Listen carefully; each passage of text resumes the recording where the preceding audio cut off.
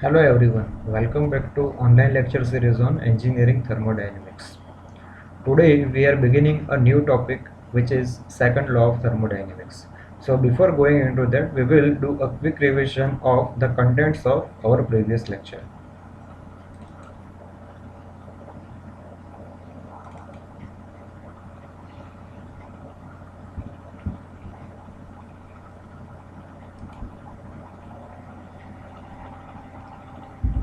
So we have already studied steady flow energy equations and we were continuing with the applications of SFEE, and this is the example of turbine in which we applied the SFEE, and by neglecting potential energy, kinetic energy and heat interaction we can reduce it to this, and we can do the same thing for the compressor also or pump also. Then the next example was heat exchanger. It is a device in which heat is transferred from one fluid to another fluid. So here we applied this SFEE, and there was another example of heat exchanger which is steam desuperheater.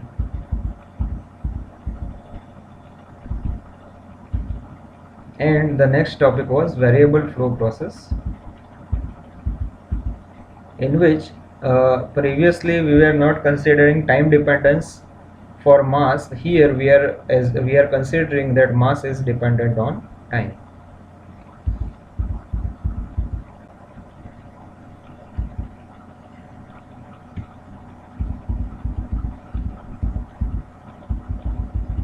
And these were the derivations for the same. And we obtained that if we reduce this equation for control volume, then we are getting the first law of thermodynamics. And the next was example of variable flow problem, that is bottle filling process.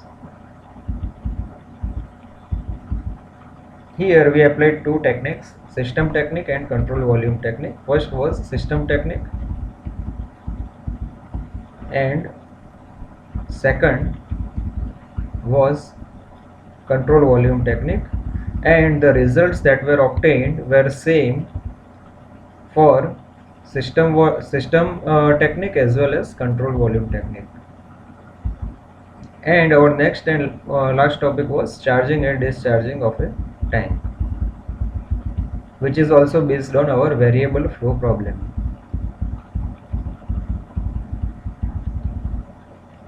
So this was the end of first law of thermodynamics, and now we will begin our new topic, that is second law of thermodynamics. So let's begin.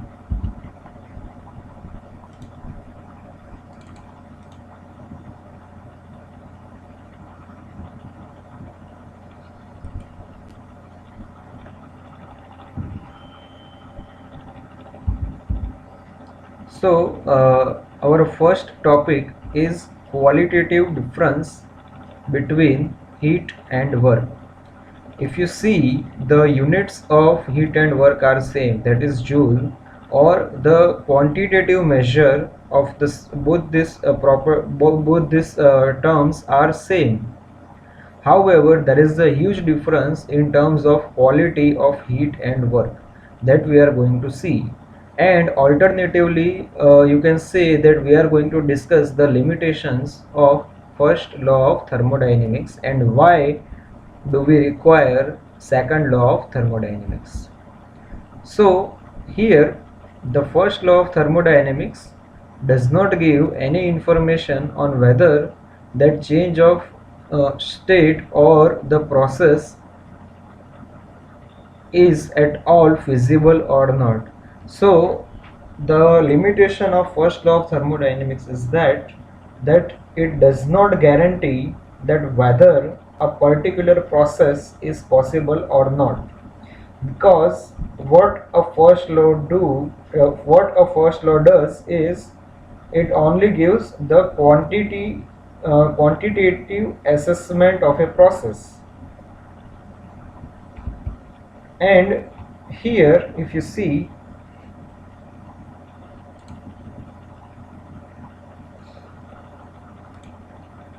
it cannot indicate whether a metallic bar of a uniform temperature can spontaneously become warmer at one end and cooler at another end. And it is the second law of thermodynamics that provides the criterion as to probability of various processes. Only states that if this process did occur and the energy gained by one end will be equal to the lost by another. So here let me correct here.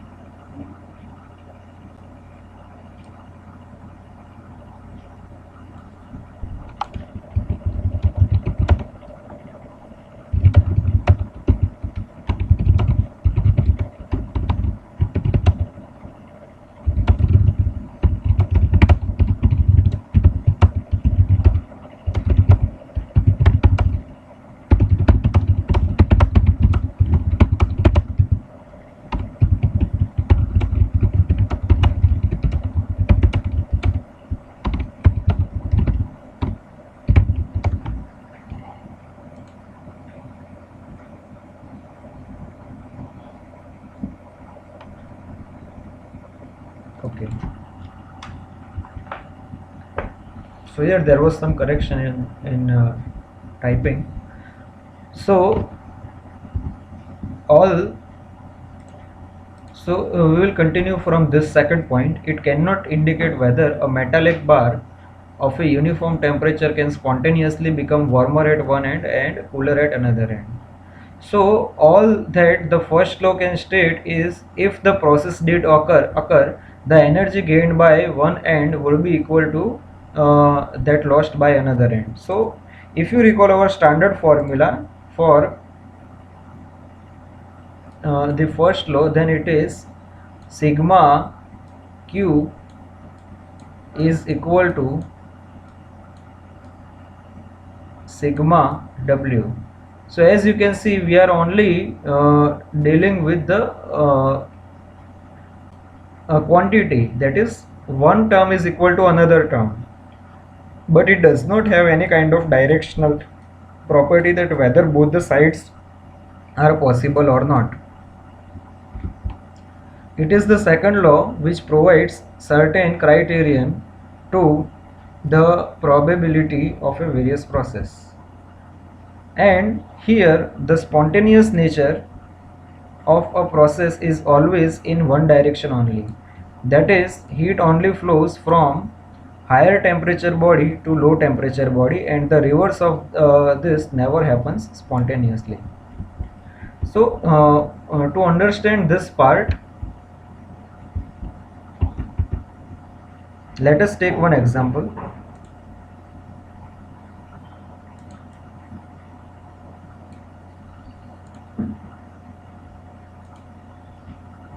Let us say that we are having a cup of tea.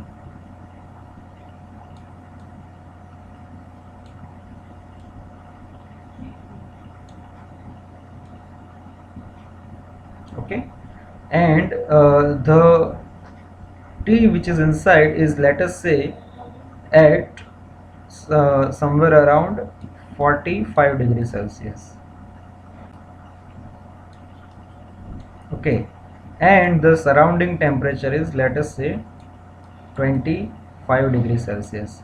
So obviously what is going to happen here, that if we don't drink it, then this there will be a transfer of heat from hot tea to the environment. That is, there will be energy interaction between system and surrounding, considering that a hot cup of tea is a system for us and the remaining things are surrounding, then there is a transfer of heat. So here the heat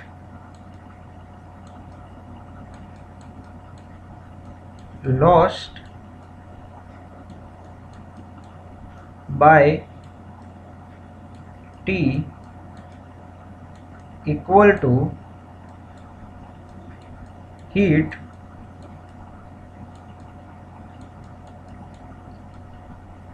gained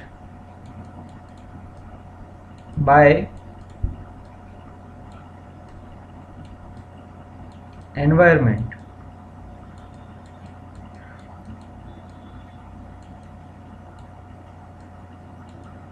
Okay, so that is what the first law of thermodynamics provides, that heat lost by one thing is equal to heat gained by another thing. However, this arrow is never assured by the first law of thermodynamics, because if the same thing can go in this way also, if we don't know about this, suppose we don't have any sense of this thermodynamics, then it will say that this process can also happen. Both sides are possible based on first law of thermodynamics. That's why, and this process, the first process which is actually possible, is known as spontaneous process. That is, meaning of spontaneous is which is done automatically. Spontaneous process. Okay.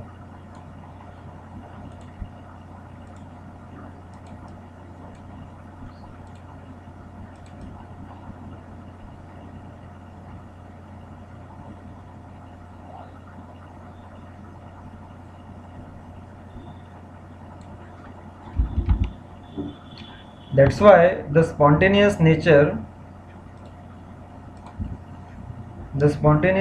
of process is always in one direction only, that is, heat flows only from higher temperature body to low temperature body, and reverse of this is never possible spontaneously. So as per Joule's experiment that we have done, when the energy is supplied to the system in form of work, it can be completely converted into heat. But the complete conversion of heat into work in a cycle is not possible. So heat and work are not completely interchangeable forms of energy. So let me explain you this part, that let us say that we are having work whose quantity is 5 joule, which is equal to, let us say we are using this work for conversion into other form, that is heat. Then what is going to happen, that we will be completely getting heat, that is 5 joule. Okay. However, if we take a reverse of this, that is, let us say that we are having a heat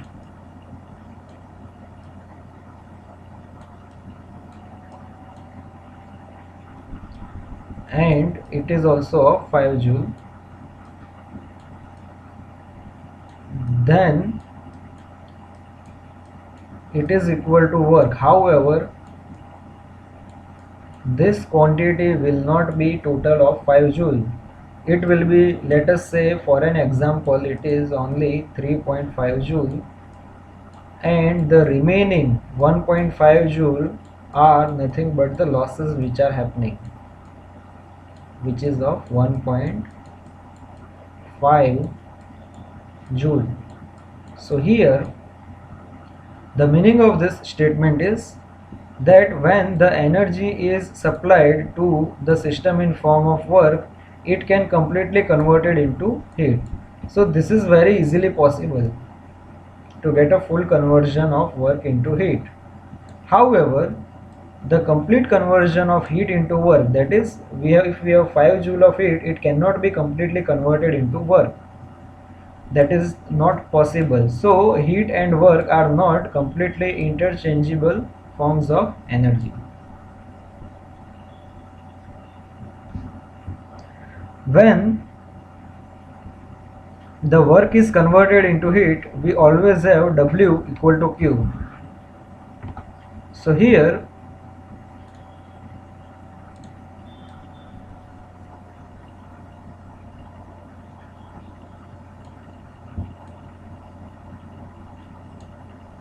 in this case, as you can see, this is the example of our first case, that here this is the system in which W12 is entering, and we are having outcome as heat, that is Q221 in a cyclic process. So here we are getting that the total work W is equal to total heat Q. But when the heat is converted into work in a complete closed cycle, Q is always greater than W. That is our second example here, that rather than providing work, we are providing heat, and here we are getting work output. However, the heat Q122 is always greater than W221, and work is said to be a high grade energy and heat is considered as low grade energy. Why heat is low grade energy? Because the conversion of heat into work is not 100% possible, and the complete conversion of low grade energy into high grade energy is impossible. Now we are going to study about a cyclic heat engine. A heat engine cycle is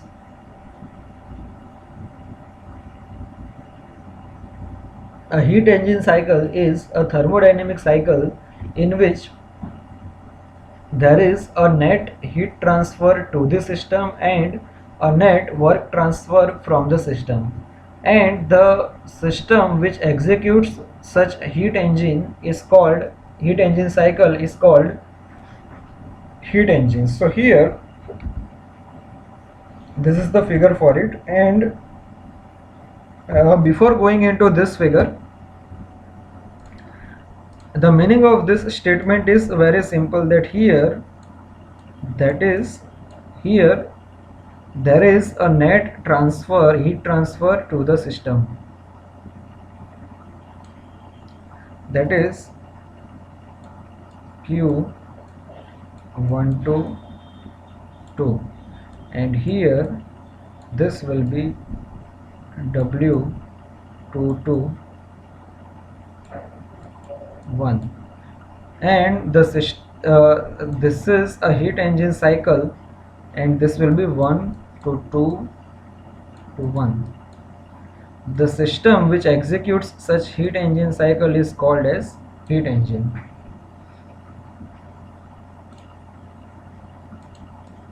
Okay, now let us focus on this figure here.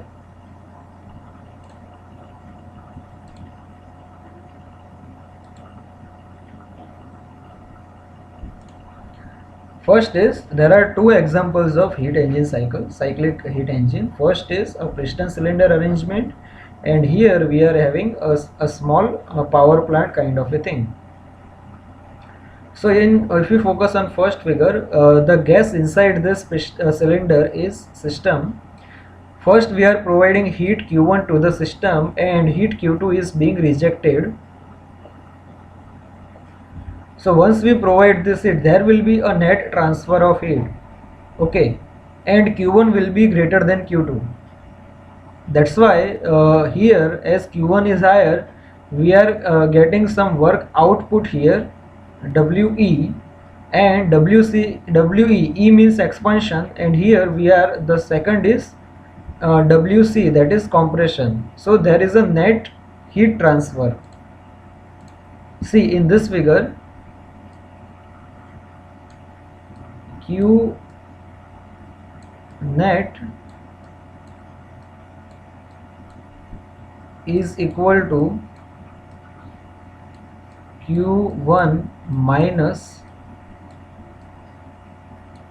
Q2, and W net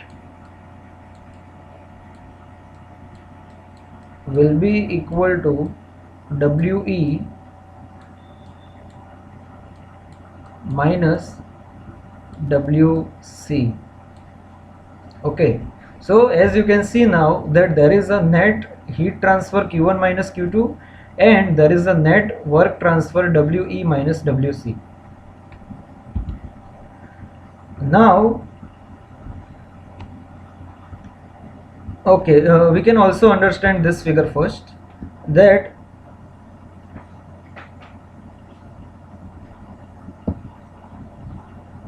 here there is a furnace through which we are providing heat Q1 to the boiler.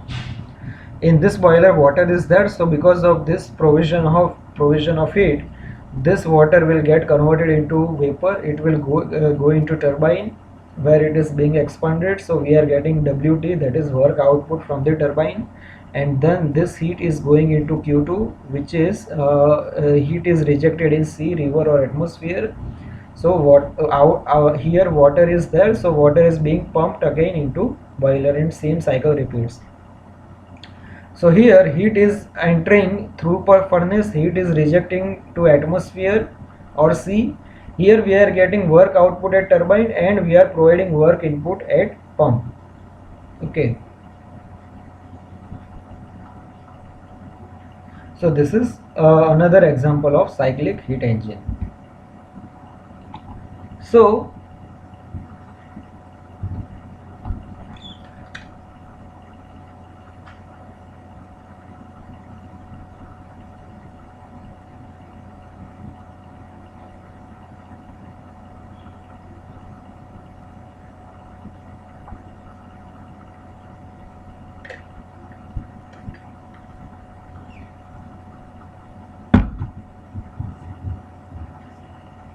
in the cyclic heat engine, heat Q1 is transferred to the system.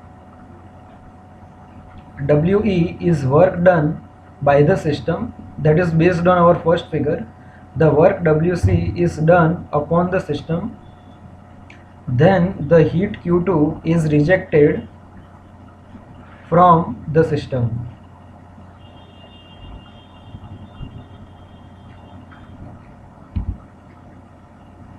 The net heat transfer in the cycle is given by Q net is equal to Q1 minus Q2, and the net work transfer in a cycle is given by W net is equal to WE minus WC.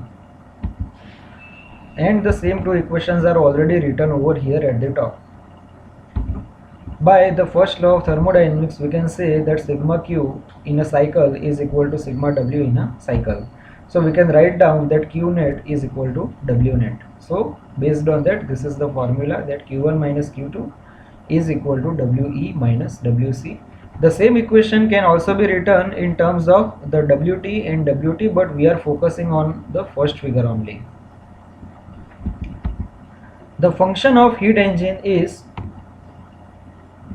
to produce work. The function of heat engine is to produce work.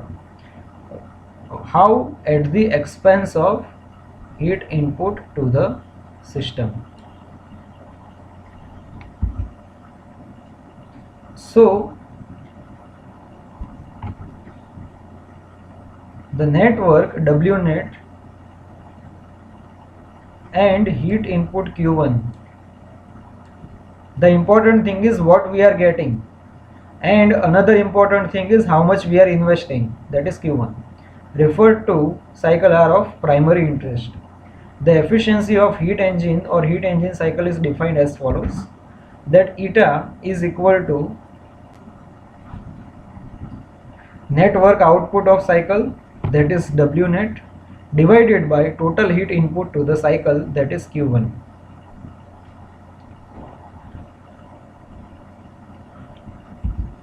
So eta is equal to W net upon Q1, which is equal to WT minus WP.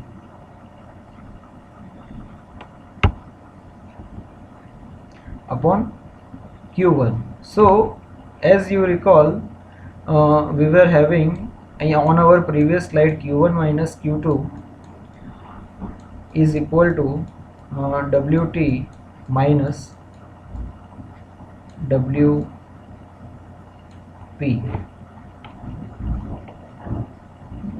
Based on that, we can write down instead of WT minus WP, Q1 minus Q2. And finally we are getting this formula that eta is equal to 1 minus Q2 by Q1. This is known as thermal efficiency of heat engine cycle. Now our next topic is energy reservoir. So this is a cyclic heat engine with a source and sink. So we will try to understand that here what is source and what is sink. If you recall, here we were having furnace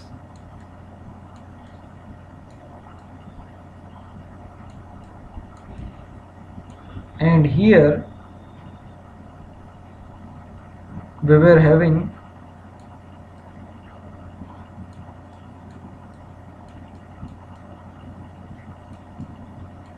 atmosphere.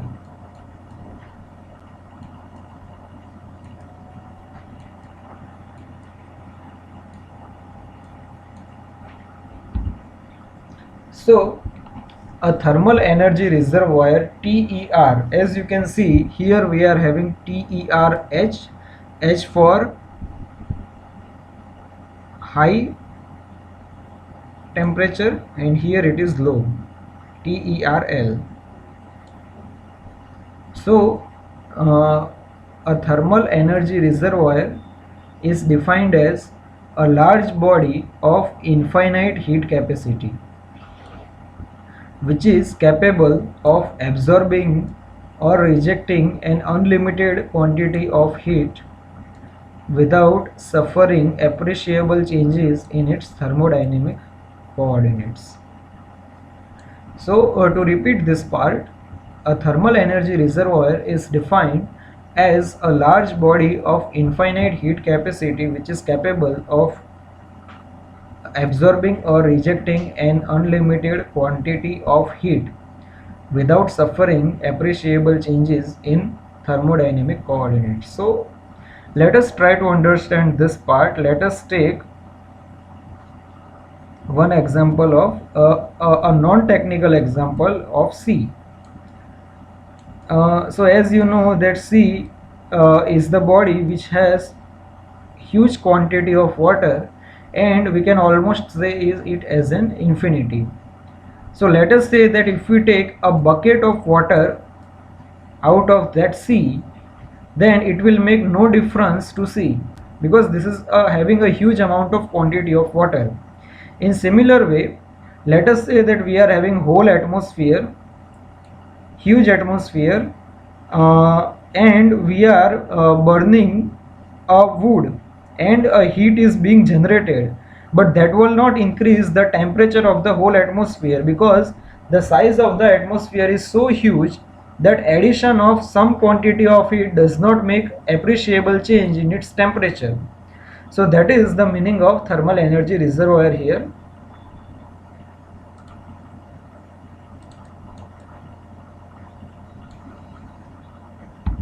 And the thermal energy reservoir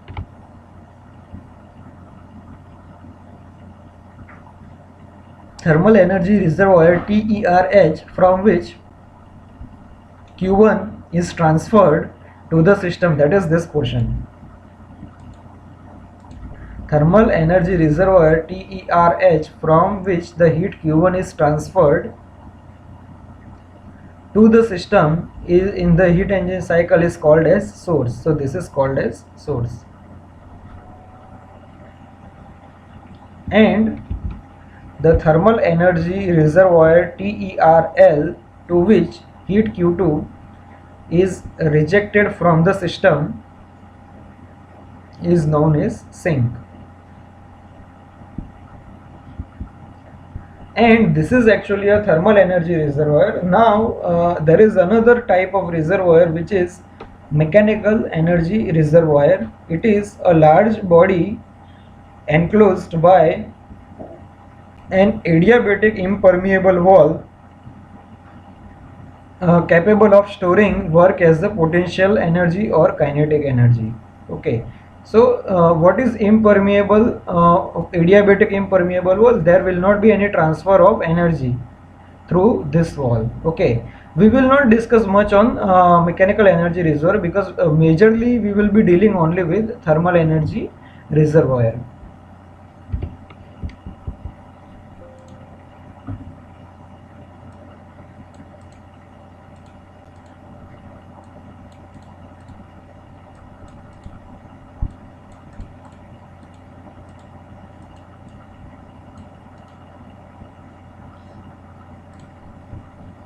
So our next topic is Kelvin-Planck statement of second law. So there are two statements of second law of thermodynamics which are very important.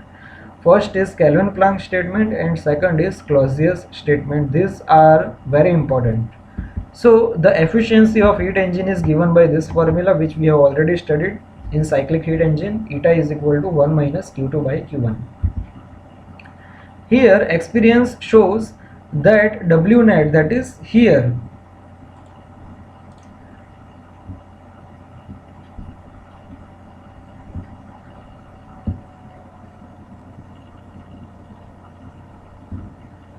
W net is always greater than Q1.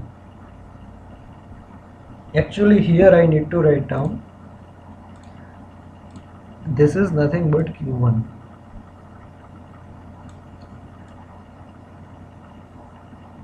Okay. Experience shows that W net is less than Q2 since Q1 is transferred to the system, cannot be completely converted into work in the cycle. Why it is not possible? Because heat is a low grade energy and work is a high grade energy. That's why that is not possible. That's why we are having that W net is less than Q1. Therefore, eta is less than unity.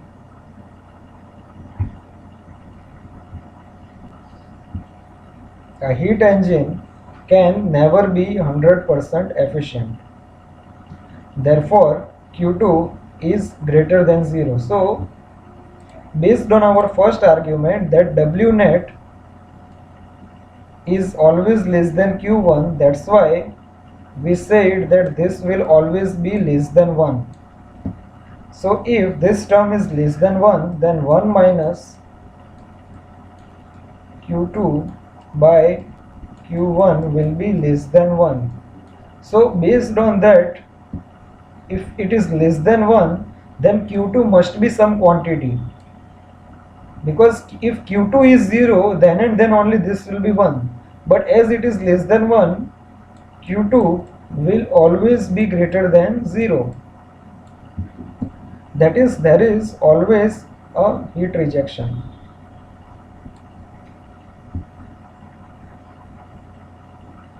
To produce a net work in thermodynamic cycle, a heat engine is thus to exchange the heat with two reservoirs, that is source and sink. So what is the meaning of this statement? As Q2 is greater than 0, meaning of that, as sink must be there, that is something must be there for rejection. Okay. And the Kelvin-Planck statement, the final statement is, it is impossible for a heat engine to produce a net work in a cycle if it exchanges heat only with the bodies at single fixed temperature. So what they are trying to say, that here we are having sink. So it is proved based on this equation that sink is mandatory. So as sink is mandatory, let us say we are having a reservoir over here, that is T1,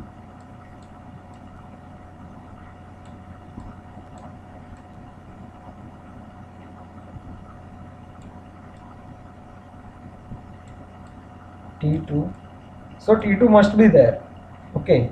So it is impossible that the thing which is not possible is to produce net work in a complete cycle if it exchanges heat only with the bodies at single fixed temperature. So here we are getting W net.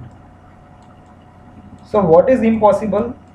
The impossible thing is to have T1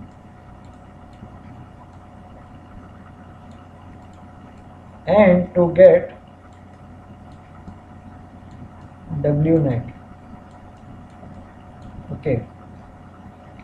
So that is Kelvin-Planck statement, and next is here the same thing is written over here, drawn over here again, that if Q2 is 0, that is this case, heat engine will produce net work in complete cycle by exchanging heat only with one reservoir. Which one reservoir? This. Thus it is violating Kelvin-Planck statement. Such a heat engine is called perpetual motion machine of second kind, PMM2. Okay, and this is not possible because this is violating the second law of thermodynamics, that is the Kelvin-Planck statement. A heat engine, in reality, a heat engine has to exchange heat with two thermal reservoirs at two different temperatures.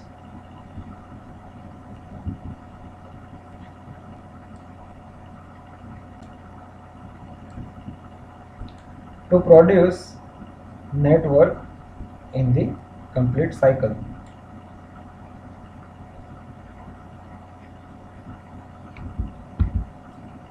That is this portion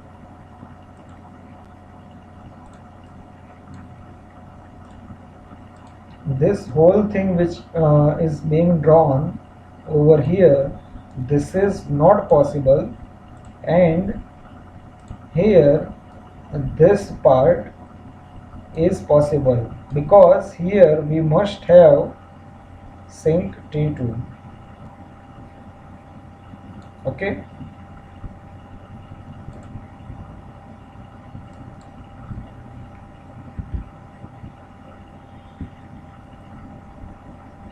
If the bodies with which the heat engine exchanges heat are of finite heat capacities, work will be produced by heat engine till the temperatures of two bodies are equalized. Okay. Now there are, as I was telling you, there are two different statements of second law. First is Kelvin-Planck statement and second is Clausius statement. So now the Clausius statement is slightly different from Kelvin-Planck statement, but meaning of both is same.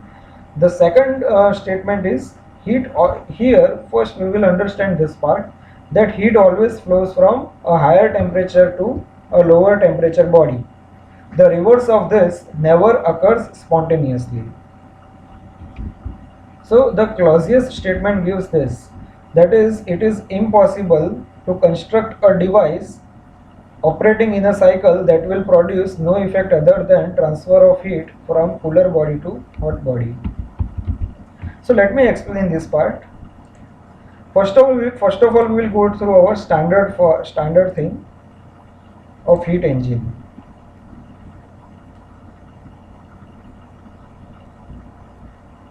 Let us say this is the body where we are having temperature of 600 Kelvin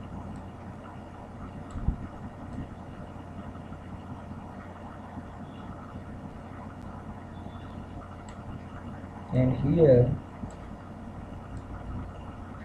we are having, let us say, 300 Kelvin.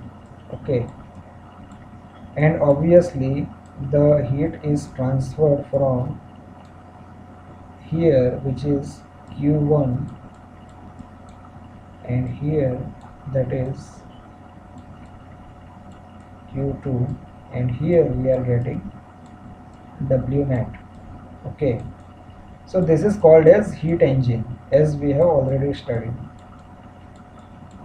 Now there is another thing which we can do is, let us say that we require to do something which is reverse of this. This is 600 Kelvin,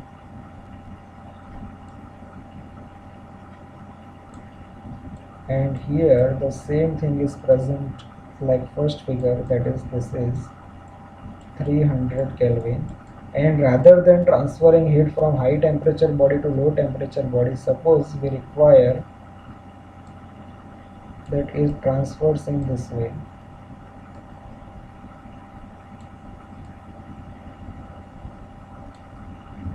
That is, we require that heat is being transferred from this side and it goes in this way. So as you know that spontaneously this is not possible. The reverse that we are looking for is not possible spontaneously. That is the transfer of heat from low temperature body to high temperature body. So if it is not possible spontaneously, then we must provide some work input inside this part, and this is known as heat pump. Please remember this part, that this is known as heat pump. So here it is impossible to construct a device operating in a cycle will produce no effect other than transfer of heat from cooler body to hotter body. So which is the effect that has to be present? That is this W net. So W net cannot be 0. If it is 0, then this is an impossible thing. So this effect will always be present. And heat can not flow itself from a body at lower temperature to a body at higher temperature. Some work must be expended to achieve this. You can pause this video and draw these two figures. Now the equivalence of Kelvin-Planck statement and Clausius statement. See, both the equations are of second law, so both must be equal. So we will prove that both statements are almost equal. Okay.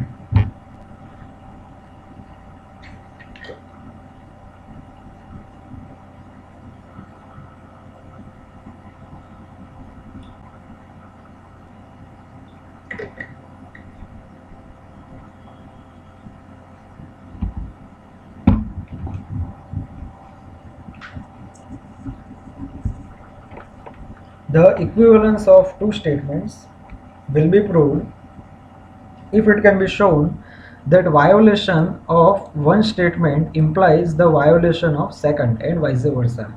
So if we say that a particular example violates Kelvin-Planck statement, then it must also violate Clausius statement and vice versa. Then we can prove that both are equal. So let us focus on this figure. Here we will try to understand this figure in two parts. So first we will focus on this part, that is this.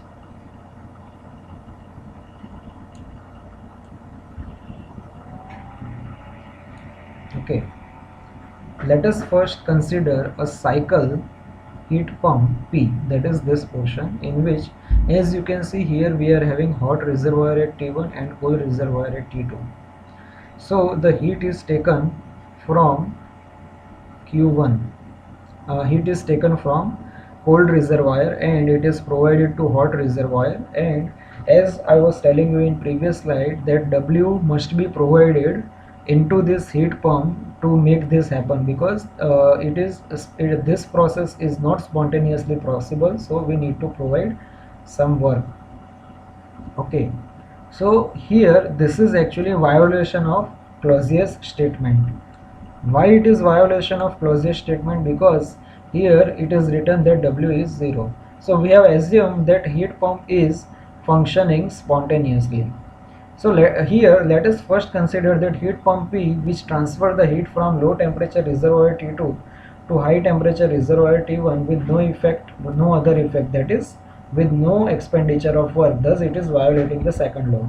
Now here let us assume that a cyclic heat engine is functioning. So now there is a different case, that now let us focus on this part.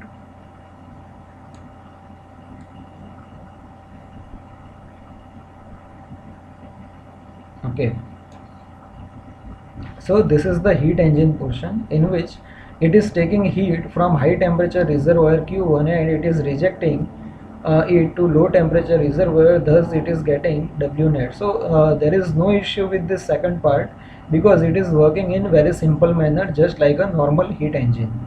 Okay, so here let us assume that a cyclic heat engine E is operating between the same thermal energy reservoirs and it is producing W net in a one cycle. So here it is assumed that the rate of working of heat engine is such that it draws the same amount of heat Q1 from the hot reservoir equal to discharged by the heat pump. So whatever is being discharged by heat pump is directly utilized over here, or exactly the same amount is utilized over here. So the hot reservoir may be eliminated. So if it is the same quantity, then there is no need of having a hot reservoir, because we can simply connect this with this heat engine. So the hot energy reservoir may be eliminated and heat Q1 discharged by heat pump is directly fed to the heat engine, that is over here.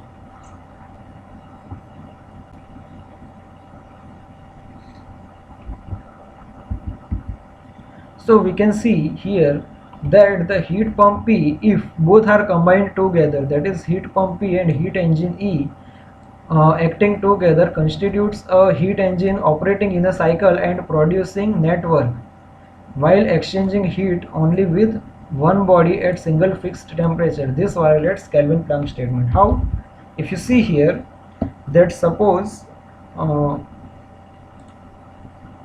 here as we were eliminating this part, this is not present, let us say this is not present, then what is happening over here is we are having a single reservoir now present, that is this, and we are getting net work output as we have combined these two.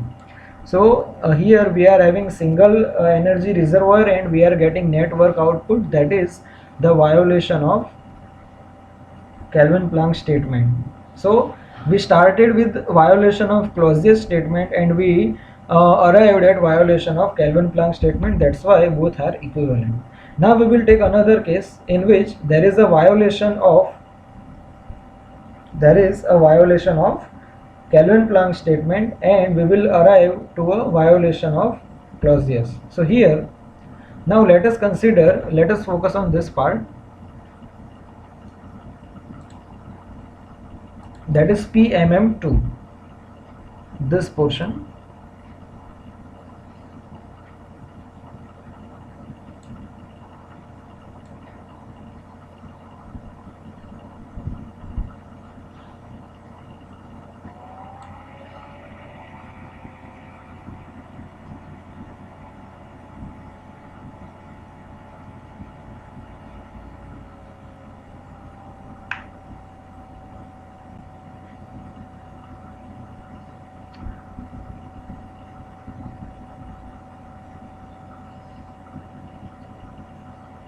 Here PMM2, that which produces net work output in a cycle, that is this W, with dealing only with thermal energy reservoir T1, that is this is violating Kelvin-Planck statement.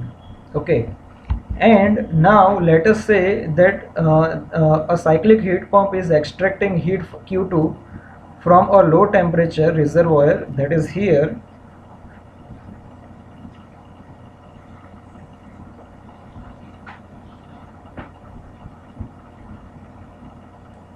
So here we are getting this. So there are two cases here, and now the second case is this, that this is the heat pump that we are having. Heat pump is normally functioning, it is not violating any law at present moment. So here heat pump is extracting heat from low temperature reservoir at T2 and discharging it to the high temperature reservoir T1 over here, and the with expenditure of work W, and here heat is provided, sorry, work is provided, and this work is taken from this heat engine. Okay, so what is happening, that let us combine these two together, then it makes a heat pump working in a cycle, producing sole effect of transferring heat from low temperature to high temperature body, thus violating the Clausius statement. So as here we are not having any kind of heat rejection over here, this heat pump is, if we combine these two together, then this heat pump is taking heat from low temperature body to high temperature body without having any kind of additional work input, because here we are directly taking it from this PMM2. So when we combine PMM2, that is this engine, with heat pump, it violates the Clausius statement. So there must be some W input must be there for the case of heat pump, and here that W net input is not present. Why it is not present? Because the W input that we are providing this heat pump is actually taken from this heat engine. Okay, so there is no specific work input for this heat pump, that's why it is violating the Clausius statement. So that's why both statement Kp and Clausius both are same. Now our next topic is reversibility and irreversibility. The second law of thermodynamics enables us to divide the process into two classes, reversible or ideal process, and second is irreversible and or natural process. A reversible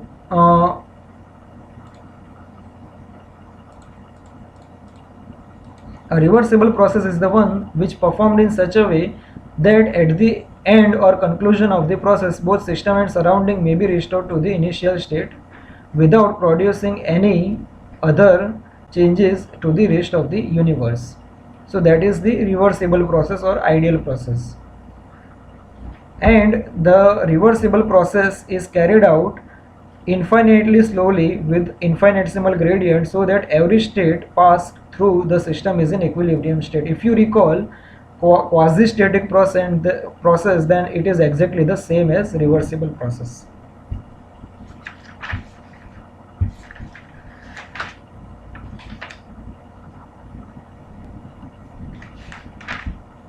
I haven't drawn a figure for this, but if you wish to understand this reversible part, then if we take two thermal coordinates here, and let us say that we are starting from point number 1 and here point number 2, and we are going in this way, then if it is the reversible process, here in first part we have gone from point 1 to point 2, and second part we will go from point 2 to point 1 without having any changes in the rest of the universe. Okay, and this is happening infinitely slowly, that is, it is happening in very small steps.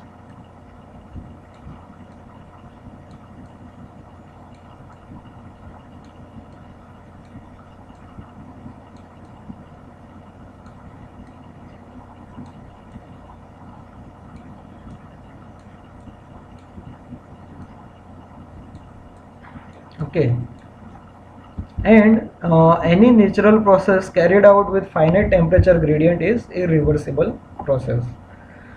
So if we take an ideal world, let us say that we are having a cup of tea at 45 degrees Celsius and environment is 25 degrees Celsius, and obviously the tea will get cooled down, and let us say that in this ideal world this process is exactly being reversed, that environment will provide heat to the tea spontaneously and the same tea will get heated. That is impossible process, and that's why it is reversible. Now why all the processes present in this nature are irreversible process? We are going to see the causes of irreversibility. First is irreversibility due to lack of equilibrium, and Our first example is heat transfer through a finite temperature difference. So heat transfer process approaches reversibility as the temperature difference between two bodies is zero, and here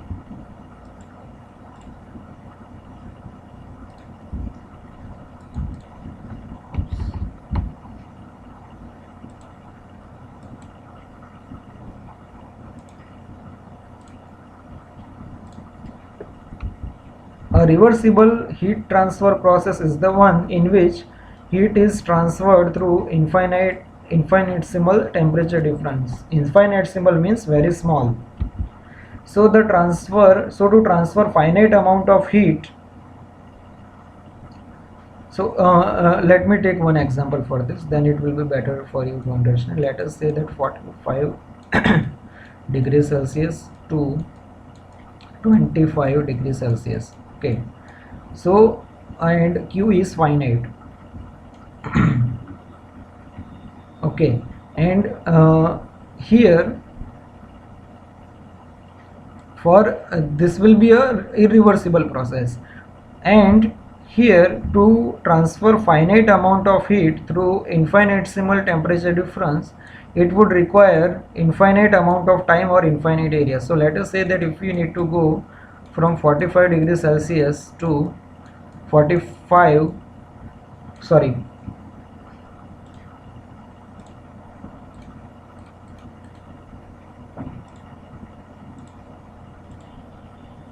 44.9 degree Celsius, then if we need to make this reversible, then the time should be infinite, as we have seen in quasi-static process.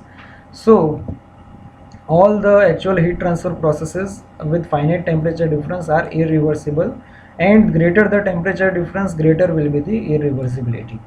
Okay, so the reverse is that if delta T is very low, then it will be lesser irreversible, and if delta T is greater, then it will be more irreversible. So here if you see heat transfer through a finite temperature difference, let us say that a source at TA and sink at TB, obviously TA is greater than TB, are available, and let Q A to B is the transfer of heat flowing from A to B. Okay, that is a normal process. And let us assume an engine operating between A and B, that is from here to here. Heat Q1 is taken from A and Q2 is being discharged here to B, and we are getting a W net over here. And here the second example is shows that heat transfer through finite temperature difference is irreversible.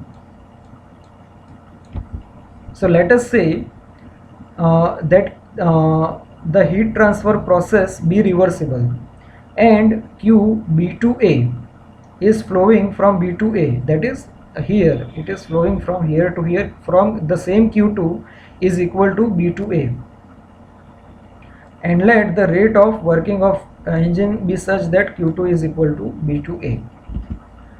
So the sink may be eliminated in such case, so there is no need of having this sink.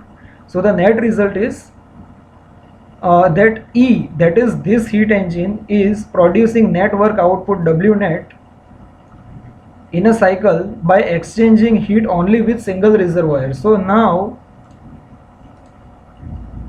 there is no need of having this sink. Okay, this is not required. So the net result is E produces net work W in a cycle by exchanging heat only with A.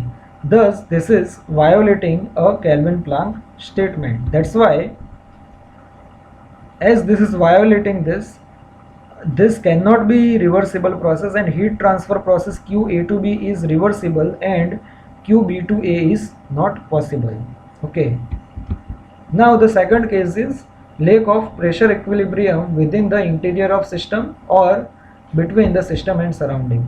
When there exists a difference in pressure between system and surrounding or within the system itself, both system and surrounding or the system will go under change of state, which ceases only when the mechanical equilibrium is established. So if there is a pressure difference, there will be some occurrence of a process. The reverse of this process is not possible spontaneously without producing any other effect. And that reverse process will violate the second law of thermodynamics from our next illustration, and this we are going to discuss in our next lecture. So this is the end of today's lecture. I hope you have enjoyed this lecture. Thank you so much.